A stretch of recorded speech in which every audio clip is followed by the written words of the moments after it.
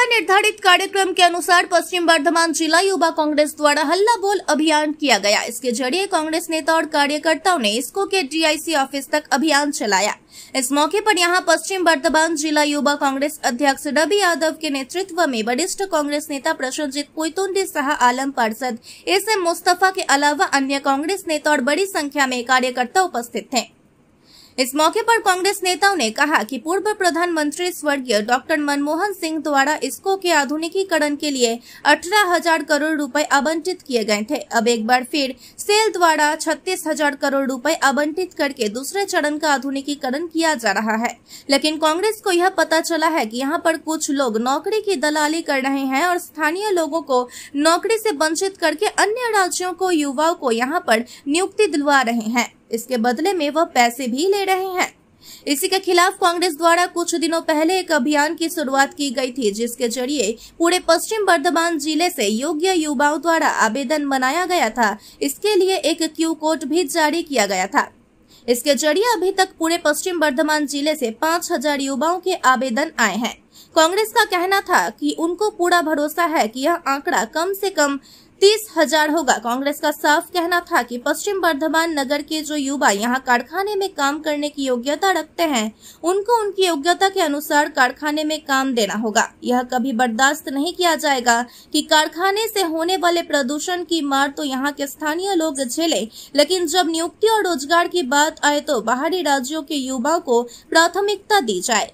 क्या रिक्रूटमेंट হবে বিভিন্ন অনেকে বলছে ইসকো কোম্পানি কি চাকরিটা ইসকো দেয় না তো কার বাবা দেয়, ইসকোর মডার্নাইজেশন হবে চাকরিটা ইসকো দেবে না তো কার বাবা দেবে।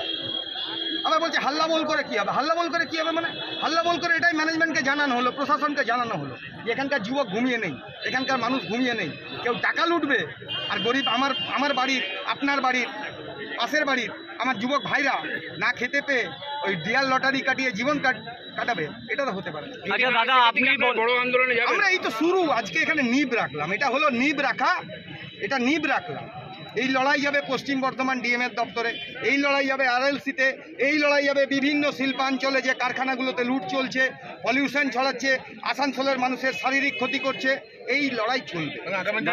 বিভিন্ন শিল্পাঞ্চলে দরকার হলে কারখানা গেটে তালা পড়বে, একটা যদি বাইরের লোক ঢুকেছে খবর পাই। আপনার নাম?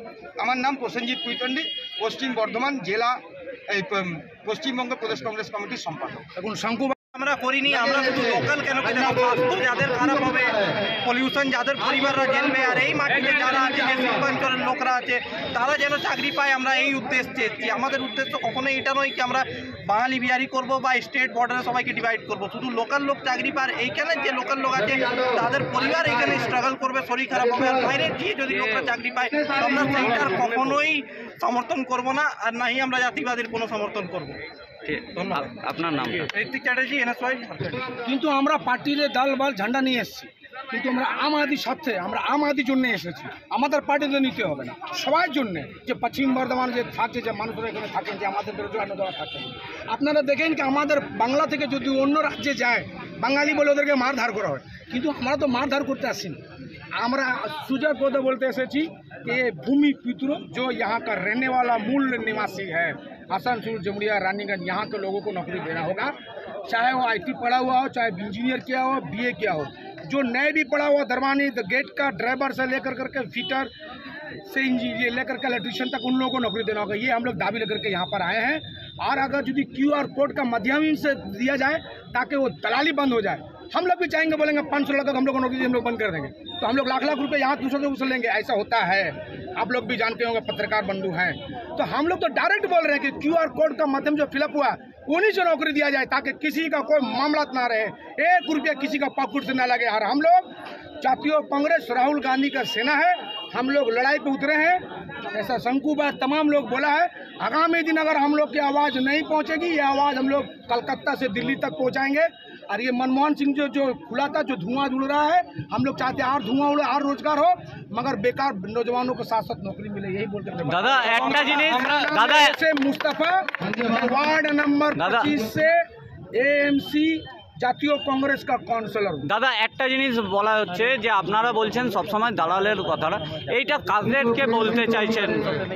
আপনি তো মিডিয়া, আমার থেকে বেশি খবর আপনারা জানেন, আপনারা তো মিডিয়া, আপনার আমার খবর ওকে দেন, ওর খবর ওকে দেন, যে বলে ওকে কি বলে তো আপনি বেশি রাখেন। প্রথম কথা, বানপুরে সারা দেশে যেভাবে বেকারত্ব বেড়েছে, বানপুর আসানসোলও সেইভাবে বেকারত্ব।